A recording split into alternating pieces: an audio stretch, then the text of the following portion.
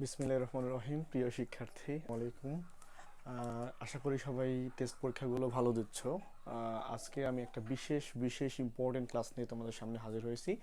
আজকে তোমরা বোর্ডটা দেখে বুঝতে পারছো আমি অনেক অনেক পরিশ্রম করে এবং অনেক বলতে পারো একটা গবেষণামূলক কাজ করে তোমাদের জন্য বীজগণিত যে ক বিভাগ, প্রথমত আমি সম্পূর্ণ গণিত বইয়েরই একটা সাজেশন তৈরি করেছি।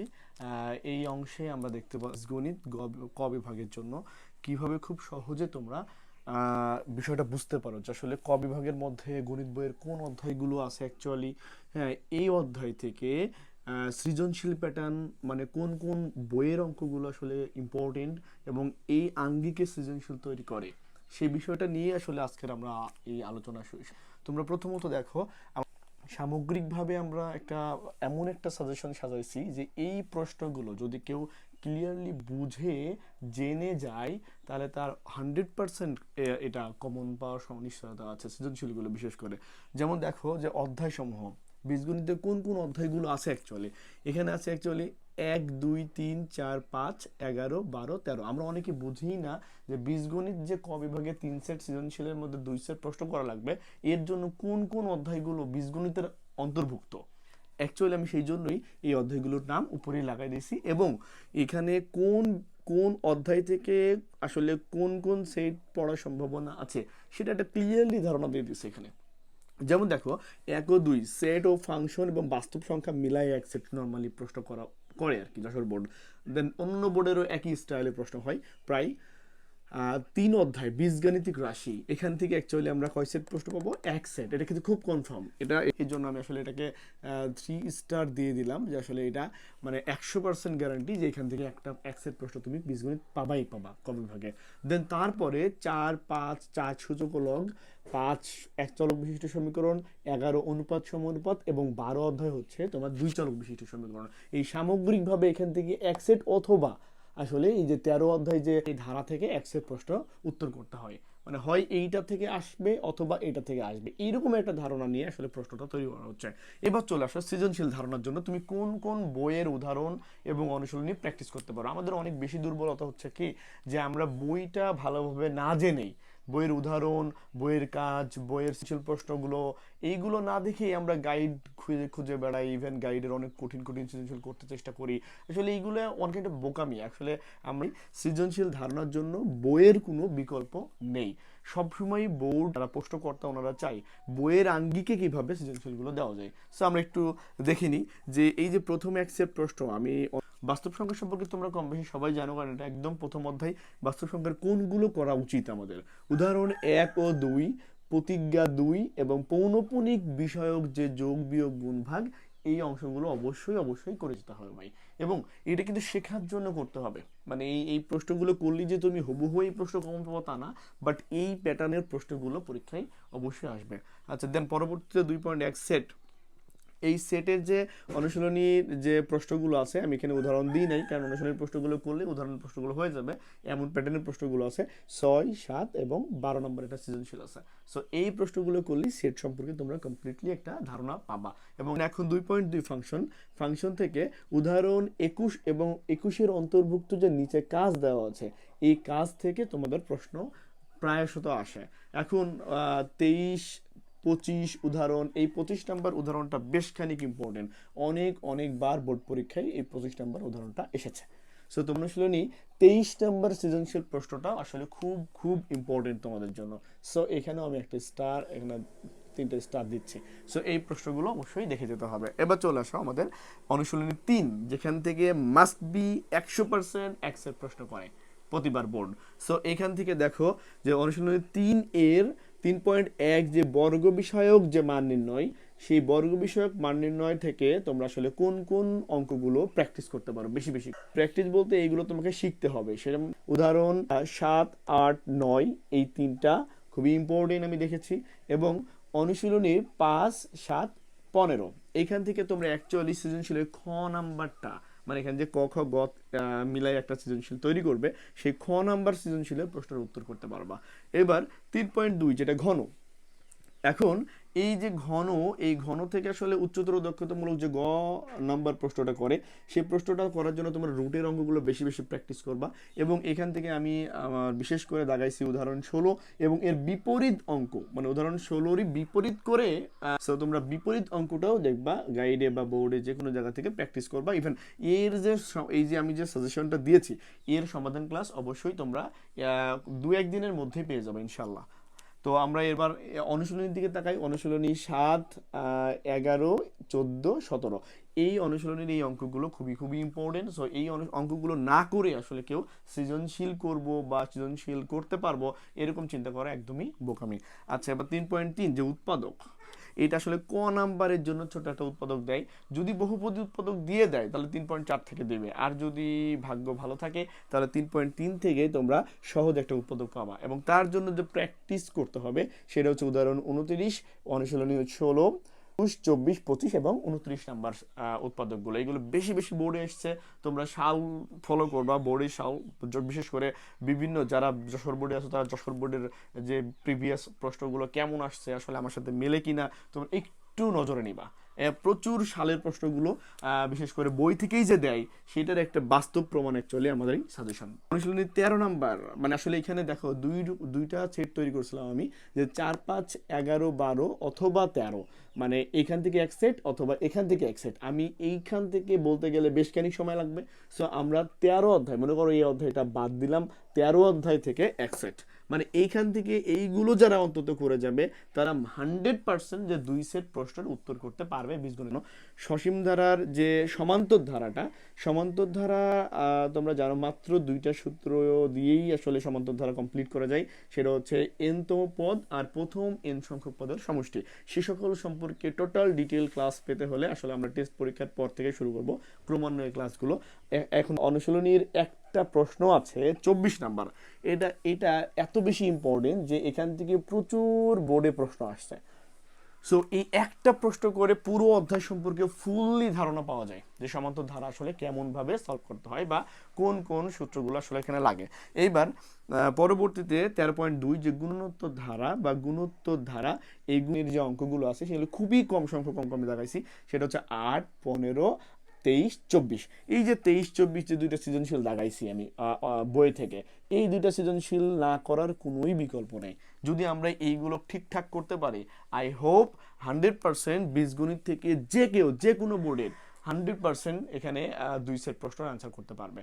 সো সবার জন্য শুভকামনা। আশা করি যে সবাই এসএসসির যে সামনের পরীক্ষাটা আসতেছে এবং রানিং যে টেস্ট পরীক্ষা, অবশ্যই অবশ্যই খুব ভালো করে মনোযোগ সহকারে প্রশ্ন বুঝে উত্তর করার চেষ্টা করতে হবে। একটা কথা মাস্ট বি মনে রাখতে হবে, সেটা হচ্ছে প্রশ্নের উত্তর করাটার চেয়ে প্রশ্ন পড়ে বুঝে উত্তর করাটা সবচেয়ে বেশি সফলতা। প্রিয় শিক্ষার্থী, এখন আমরা চলে আসছি খ বিভাগে আসলে কোন কোন অধ্যায়গুলো আছে, কোন কোন অধ্যায় থেকে আসলে কেমন প্রশ্নের সৃজনশীল আসতে পারে সে সম্পর্কে আমরা একটা কমপ্লিট ধারণা দিতে যাচ্ছি। দেখো অধ্যায়সমূহ আছে 6, 7, 8, 14, 15। এর মধ্যে খুবই কনফার্মভাবে বলা যায় 6, 7, 8 থেকে 2 সেট প্রশ্ন আসবে। তোমরা জানো প্রতিনিয়তই 3 সেটের প্রশ্নের মধ্যে 1 সেট সম্পাদ্য দেয় আর 2 সেট উপপাদ্য দেয়। সেই প্যাটার্নে, সেই আলোকে আসলে আমাদের এই অধ্যায়গুলো সাজানো আছে। এই প্রশ্নগুলো যদি দেখে যাও তাহলে 100% কমন পাওয়ার নিশ্চয়তা, মানে কমন বলতে এই প্যাটার্নের প্রশ্নগুলো আসতে পারে। সো এগুলো শিখে জেনে যেতে হবে যেন এই প্যাটার্নের কোনো প্রশ্ন আসলে আমরা উত্তর করতে পারি। সো আমরা ঝটপট দেখে নিই যে আসলে সৃজনশীল কোন কোন অধ্যায় থেকে কেমন আসতে পারে। দেখো আমি এখানে যে অধ্যায়গুলো লিখছি, এখান থেকে 2 সেট আর এখান থেকে 1 সেট, অর্থাৎ এখানে ত্রিভুজ এবং বৃত্ত সম্পর্কীয় সম্পাদ্য উপপাদ্য দিয়ে এক সেট করে 2 সেট থাকবে, আর এখানে চতুর্ভুজ সংক্রান্ত উপপাদ্য নরমালি 1 সেট থাকে। সো আমরা এখন দেখব অনুশীলনী 6 থেকে তেমন কোনো প্রশ্ন আসে না, খুব কম, টিকের জন্য পড়ে রাখতে পারো। অনুশীলনী 7 থেকে সম্পাদ্য আসে। আসলে এটা যে ত্রিভুজ সংক্রান্ত, নর্মালি প্রতিবারই ত্রিভুজ সংক্রান্ত একটা সম্পাদ্য ওনারা দিয়ে থাকে। হ্যাঁ, সো আমরা এখন সম্পাদ্যের জন্য বইয়ের 142 পৃষ্ঠার যে উদাহরণ 2 এবং 148 পৃষ্ঠার উদাহরণ 4 এবং 7.2 এর হ্যাঁ যে 19 নম্বর প্রশ্নটা আছে, সৃজনশীল প্রশ্নটা আছে, এই প্রশ্নগুলো সবচেয়ে বেশি ইম্পর্টেন্ট মনে করা হচ্ছে তোমাদের এবারকার টেস্ট এবং এসএসসি পরীক্ষার জন্য। সো অবশ্যই টেস্ট এবং এসএসসি দুটোর জন্যই বইয়ের এই প্রশ্নগুলো না বুঝে না জেনে কখনোই তোমরা গাইডে সৃজনশীল করতে যাবে না। সো আমরা দেখি এবার অনুশীলনী 8 যে বৃত্ত থেকে আসলে প্রতিবারই এক সেট প্রশ্ন 100% কমন দেয়।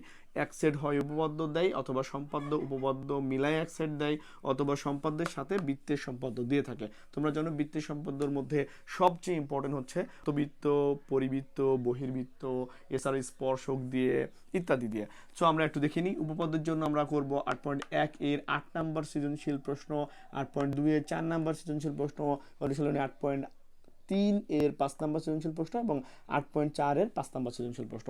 এই প্রশ্নগুলো করে গেলে অবশ্যই তুমি ফুলফিল ধারণা পাবা যে বৃত্ত সম্পর্কে আসলে কেমন ধরনের সৃজনশীল আসতে পারে। এখন চলে আসো সম্পাদ্যের মধ্যে আসলে বৃত্তের ওই যে এটার সাথে আসলে এটা অ্যাডজাস্ট করে নেয়, মানে মূলত সম্পাদ্যটা তৈরি হয় এরকম ভাবে যে সম্পাদ্য এক সেট যদি দেয় তাহলে এইটা ইভেন চতুর্ভুজ সংক্রান্ত সম্পাদ্য এর মধ্যে থাকতে পারে, বাট খুব কম, খুবই আমি এগুলো লিখি নাই, মানে 14-15 থেকে কোনো প্রশ্নই দেয় নাই। সো তোমরা সম্পাদ্য থেকে করবা 8.5 এর 17, 18, 19 নং এবং এর সাথে অন্তবৃত্ত বহির্বৃত্ত এই সম্পাদ্যগুলো অবশ্যই তোমরা করে রাখবা। তাহলে আমি 100% মনে করি 2 সেট, অন্তত 3 সেটের মধ্যে 2 সেট প্রশ্নর অ্যান্সার করার ক্যাপাবিলিটি অবশ্যই রাখবে। সুপ্রিয় শিক্ষার্থী, এখন আমরা দেখতে পাচ্ছি গ বিভাগ, যেটা ত্রিকোণমিতি এবং পরিমিতি সংক্রান্ত বিভাগ, সেটা থেকে পরীক্ষা নরমালি কোন প্রশ্নটা আসে।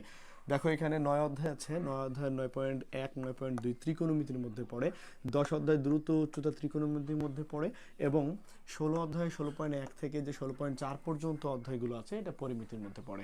সো আমরা এখন দেখি যে আসলে ত্রিকোণমিতি থেকে কোন কোন প্রশ্নগুলো বেশি ইম্পর্টেন্ট বইয়ের এবং পরিমিতি থেকে কোন কোন প্রশ্নগুলো বেশি ইম্পর্টেন্ট। সো আমরা চলে যাচ্ছি ত্রিকোণমিতি, যেখানে আসলে নর্মালি 2 সেট প্রশ্ন আসার কথা, অর্থাৎ ত্রিকোণমিতি টোটাল মিলে এখান থেকে কয় সেট প্রশ্ন আসবে? 2 সেট যে কোনো বোর্ডের জন্য এটা। আর এই যে পরিমিতির অংশ, এখান থেকে নরমালি কয় সেট আসে? 1 সেট প্রশ্ন আসে।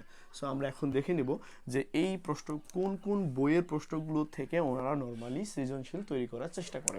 সেটা হচ্ছে অনুশীলনী 9.1 এর অনুশীলনীর যে 25 নম্বর সৃজনশীল প্রশ্নটা আছে, এটা খুবই ইম্পর্টেন্ট এবং এখান থেকে যদি প্রশ্ন করে তাহলে এই প্রশ্নের বিকল্প কোনো প্রশ্ন আসলে নেই, এত বেশি ইম্পর্টেন্ট। সো এই প্রশ্নটা খুব ভালো মুখস্থ করা, এটা শিখে নেওয়া যে আসলে কিভাবে প্রশ্নটা হচ্ছে, কিভাবে এই প্রশ্নগুলোর উত্তর করা হচ্ছে। আর তোমরা জানো ত্রিকোণমিতি এমনই একটা চ্যাপ্টার যে সূত্রগুলো বারংবার প্র্যাকটিস না করলে আসলে সূত্রগুলো মনে থাকে না, আমরা সবাই এটা বুঝি।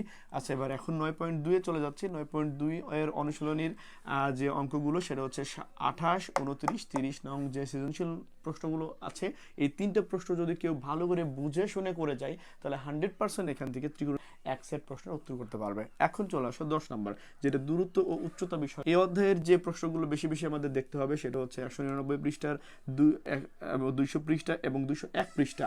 বিশেষ করে 201 পৃষ্ঠার কাজটা খুবই বার বোর্ডে আসছে, সো এটা বেশি ইম্পর্টেন্ট। সো আমরা 201 পৃষ্ঠা বা 201 পৃষ্ঠার কাজগুলো অবশ্যই দেখব এবং তারপর এর সাথে সাপোর্টিং হিসাবে আমরা দেখতে পারি অনুশীলনীর 19, 20 এবং 21 নং সৃজন। এই 3টা সৃজনশীল তোমাদের জন্য বেশ খানিক ইম্পর্টেন্ট। সো তোমরা এই প্রশ্নগুলো দেখে শুনে অ্যাকচুয়ালি শিখে যাবা। এবার তারপরে পরিমিতিতে অনলি এক সেট প্রশ্ন আসে। এই এক সেট প্রশ্নের মধ্যে পরিমিতি দেখো 16.1 এর দেখো 199 পৃষ্ঠার উদাহরণ 7, এই একমাত্র একটা উদাহরণ করেই তুমি 16.1 সম্পর্কে খুব ভালো একটা ধারণা রাখতে পারো। তো তারপরে চলে আসি আমরা 16.2 এর পৃষ্ঠা নাম্বার 309 পৃষ্ঠার যে আমাদের উদাহরণ আছে, এটা আমি ডট মারছি, উদাহরণ 17 এবং অনুশীলনীর 9, 12। 16.2 সম্পর্কে আমি একটু বলে রাখি, এটা একটু বড় অধ্যায়। এখানে অ্যাকচুয়ালি কোনগুলো বেশি ইম্পর্টেন্ট? এগুলো ট্রাপিজিয়াম সংক্রান্ত, তারপরে সামান্তরিক সংক্রান্ত এবং বহুভুজ সংক্রান্ত প্রশ্নগুলো বেশি প্রশ্নে আসে। তো সো তোমরা 16.2 থেকে অবশ্যই এই প্রশ্নগুলো প্র্যাকটিস করে যাবা। এখন চলে আসি 16.3 যে বৃত্ত সংক্রান্ত যে পরিমিতি আছে, সেই 16.3 এর উদাহরণ 26, 27 এবং অনুশীলনী 5, 7, 8 এবং 9 এই প্রশ্নগুলো খুব বেশি ইম্পর্টেন্ট। এখন 16.4 আমাদের এর মধ্যে আসলে 16.2 এবং 16.4 থেকে বেশি প্রশ্ন আসার সম্ভাবনা। সো অবশ্যই আমরা 16.2 এবং 16.4 অত্যাধিক ভালো করে বুঝে শুনে করব। ওকে, 16.4 এটা দেখো উদাহরণ 31 নম্বর প্রশ্নটা, এবং অনুশীলনের 18, 19, 20, 21 এই প্রশ্নগুলো যদি আমরা খুব ভালোভাবে বুঝে শুনে করে যাই, তাহলে অবশ্যই এই প্যাটার্নে, এই আঙ্গিকে অ্যাকচুয়ালি আমরা সৃজনশীল প্রশ্ন কমন পেয়ে থাকবো।